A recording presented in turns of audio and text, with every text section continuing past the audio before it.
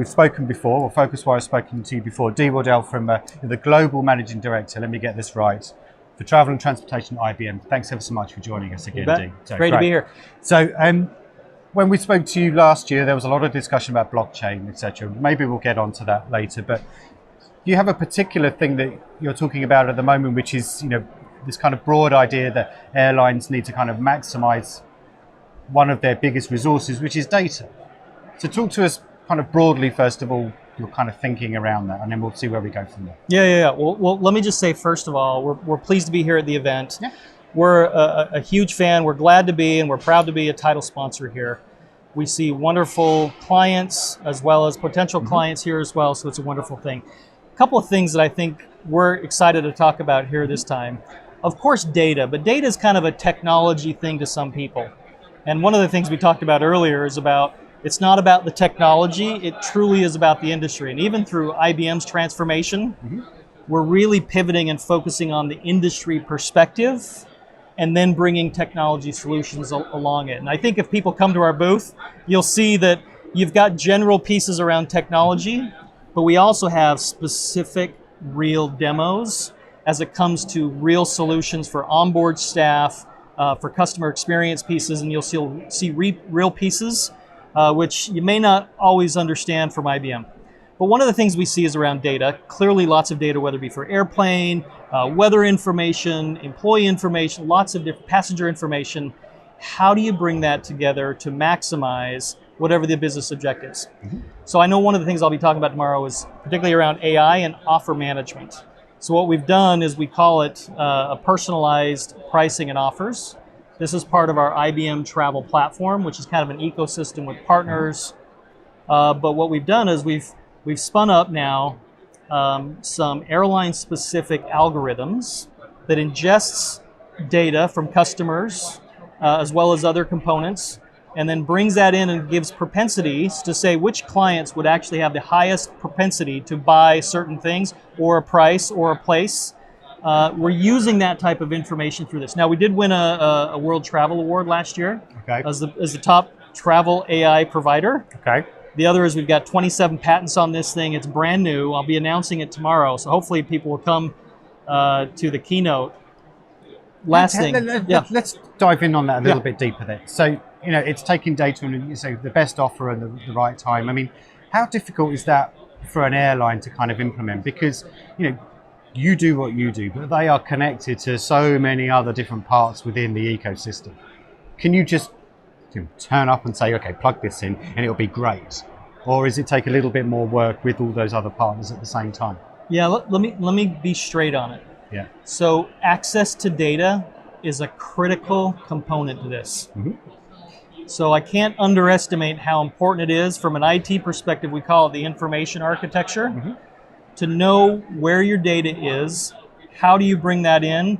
Do you have access to all of the various aspects, whether it be activities or even typical things in your database, name, travel history, things like that. But access to data is very important, because the better the data, the better the outcome through the AI algorithms. Does that make sense? Yeah. So as a part of that, with our launch partner, which is Malaysia Airlines, they're going to be on stage. Pete from Malaysia is going to be on stage with his Chief Digital Officer over there.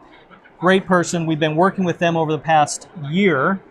We've done a few different tests with them, specifically about how do I fill up the airplanes and how do I drive higher revenue, but also higher quality revenue. For instance, like business class bookings direct. So we've tried to come up, and to answer your question, you can't just plug it in, throw data at it, and it'll give you the outcome. What you need to do is be very specific about your objectives. Try to understand which are the data, and work with us to say which of the data will drive that. Put the data in, test the outcome. Does it work? Does it not? Adjust, learn. That's really the methodology. So it sounds like that's, as you say, you can't just plug it in and it goes. So I mean, how long from start to finish is it taking an airline like Malaysia to kind of, I don't know if it is a massive change in how they do things, but to implement what you're doing for them? Is it a long process? No. So interestingly, I mean, this was like a 6, 8, 10 week process to get in, get access to some of the data, put it through the algorithms, figure out which of the area. But it was pretty clear. We started small. We started in some email campaigns in particular. We then helped them through that, and I'll give some stats tomorrow. I won't give them here, but I mean, seriously, upload of revenue. I mean, we're talking 40+% that blew us all away. Yeah. But that was what we did. We started small, quick, in an agile fashion, showed real benefit, moved to the next one, showed even just as similar on a broader scale. And then frankly, I know that on the test, the third test, they were like, I don't want to hold back on the control group because the revenue impact was pretty big. Yep. So they said, let's limit the control group down to like 10% rather than a 50% because they wanted the revenue from everything else. Right. So it was really good.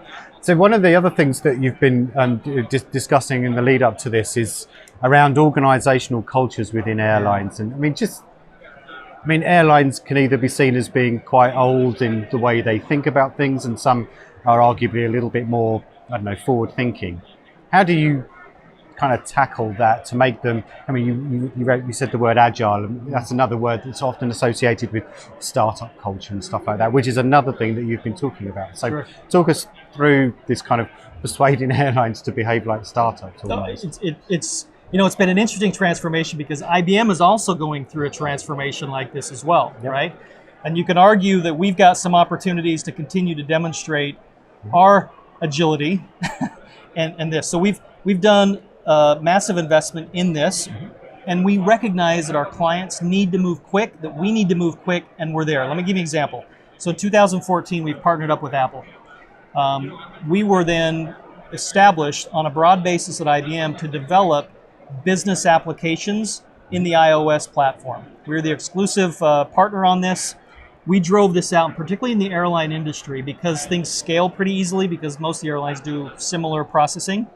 We went and created with our partners together, so kind of co-created applications specifically for onboard staff, and this primarily for employees. Pilots, so with Singapore Airlines, we've worked with them on developing a pilot application. With KLM around gates and turn in a station. We've worked with United Airlines with onboard about optimizing whether it be ordering, whether it be defect reporting. We've created these apps in conjunction with Apple, IBM, and let's say United or Singapore or KLM or Canada or Japan Airlines, whoever it may be. Yep. Together, we take management out, we empower these employees to say, here's some challenges, tell us your challenges. And we've taken a human perspective rather than a system perspective. How does that work when you're taking management out, though? Because that's often, some management might not like that idea. You're right, but I think they realize that having experts in a non-threatening way, and this is part of the agile culture of a startup. Yeah. Management itself tends to be more controlling.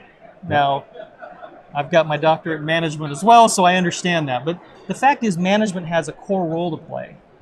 But I don't want to minimize the empowerment factor of going to an onboard flight attendant, asking them in a non-threatening way, tell us your challenges. Yeah. How do we overcome? I'm going to invest in you. So they feel invested, they feel empowered, and it's amazing some of the solutions and most importantly, the adoption rates we've seen below anything else that we've seen out of the water. So it's been very exciting. So the management role is actually when to know when to kind of just step back and I think it is. And when they come back with ideas, support them. Yeah. Because our industry is just the sector. This comes from the World Travel and Tourism Councils. Roughly 10% of all jobs in the world are in the travel sector.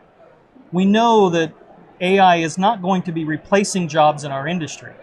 The flight attendants, so there's really a non-threatening environment where you can just be open. What are the problems? How do I solve them? And they appreciate investment, frankly. Okay. So we spoke to you last year and a couple of articles as well. And for better or worse, blockchain was the basis for a lot of those conversations. Sure. I mean, just, we're perhaps a year on from a lot of the, dare I say, the hype that happened around blockchain in 2018. Often driven by the likes of us in the press, unfortunately, sometimes. I mean, just give us your perspective finally, Dee, as to where we are with all that as a technology in and of itself and adoption in this industry. Yeah, as we talked about before we started, technology can sometimes override a business discussion. Yeah. Because we get so infatuated with, wow, the capabilities of the technology, we think that the technology name, like blockchain, can become the business outcome. And you're like, whoa, wait a minute here. It's all about the business outcome. So what we're seeing, to be very clear, the benefits of in a digital environment, what blockchain brings is this trust level. And I won't go into the details, but it is about establishing trust in a digital world, which we don't all understand that, but it is a critical component that is lacked. One of the things we've been doing, even with Travelport, we've just announced this around commissions, is getting access to the booking that is the system of record that everybody understands to be the truth. That alone on a blockchain, let me just give simple, exposing that to travel agencies and so forth. This is the value of blockchain. So there's no debate of who booked what, thus you can calculate commissions. Yeah. And this goes back to reconciliation and other things we're very happy with what we've done in a real way with Travelport to then expand out a network. And that's a great example about just the booking data, which they have, of course, for their clients.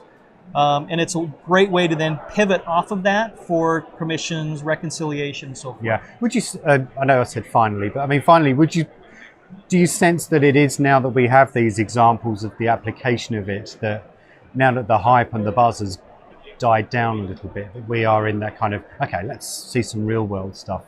And that kind of goes to your point, really, doesn't it? I mean, this is your typical, I think Gartner calls it the hype cycle. Yeah. Same thing. We get all excited. Same thing with AI, same thing with cloud. And we start using the technology terms thinking it's going to magically come up with some great business benefit. What it takes, though, is a partner that can really focus on you. What are the key use cases we're doing? What's the value? How do I accelerate that? And working together to actually make it happen. Great. Dee Waddell, thank you very much. Thank you.